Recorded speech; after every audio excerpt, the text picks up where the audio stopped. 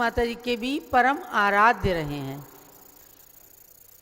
आज से लगभग 80 साल पुरानी कहानी है, जब इनके जन्म नगर में बहुत बड़ी महामारी आई थी। चेचक का रोग, माता का रोग जिसे कहते हैं, उससे लोग मरने लगे थे। तब लोगों ने कहा कि चलो माता की पूजा करेंगे और वो हमारा रोग शांत करेंगी। लेकिन इनके इस प्रकार के दृढ़ श्रद्धान के संस्कार थे कि इन्होंने अपने माता पिता से कहा कि कोई भी माता कभी किसी बच्चों को बीमार नहीं कर सकती। ये रोग है, भगवान शीतलनाथ के अभिषेक से, उनके गंधोदक से ठीक होगा, अपने समय से ठीक होगा। तत्काल में गांव के अनेक लोगों ने बुरा माना कि लड़की पता नहीं क्या करेगी। के घर में 2 भाइयों को महामारी बिल्कुल ऐसी लग गई थी। तो इन्होंने अपनी माँ से कहकर भगवान शीतलनाथ के अभिषेक का गंधोदक दोनों भाइयों को लगाया। और संयोग देखिए कि इनकी श्रद्धा का फल देखिए कि दोनों भाई ठीक हो गए और आजू बाजू में अनेक लोगों की मृत्यु हो गई।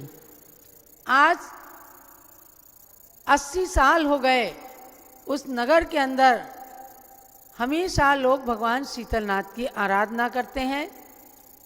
भगवान पार्श्वनाथ का बहुत चमत्कारिक मंदिर है, उसी में शीतलनाथ भगवान की प्रतिमा है।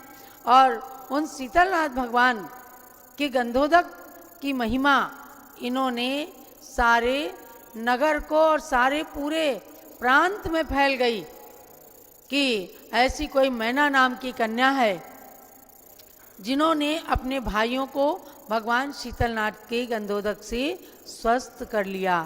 तो भव्यात्माओं, कोई कुरीतियाँ, कोई बुजुर्गों के समय से ऐसे कुछ प्रचलन चले आते हैं जिनको अखंड सम्यक दृष्टि, दृढ़ सम्यक दृष्टि महान आत्माएं ही दूर करके और भगवान में श्रद्धा को उत्पन्न करते हैं।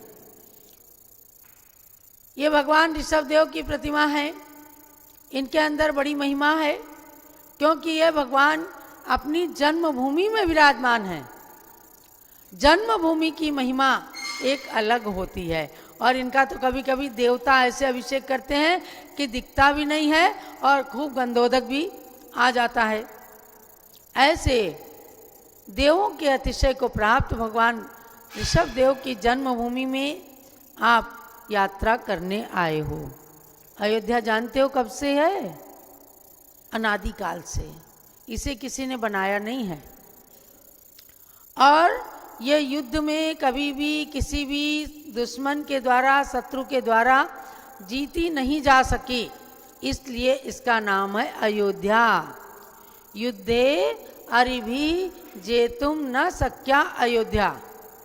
युद्ध में शत्रुओं के द्वारा जो कभी जीती नहीं गई वो है अयोध्या। ऐसे अयोध्या नगरी में अनंत भगवंतों ने जन्म लिया और इस नगरी की, इस तीर्थ की यात्रा वंदना कर लेने मात्र से नरक और पशुगति समाप्त हो जाती है। समझे? एक अयोध्या और एक सम्मेद शिखर, 2 ही तीर्थ ऐसे हैं जिनके दर्शन करने से, वंदना करने से देवगति का टिकट मिलता है।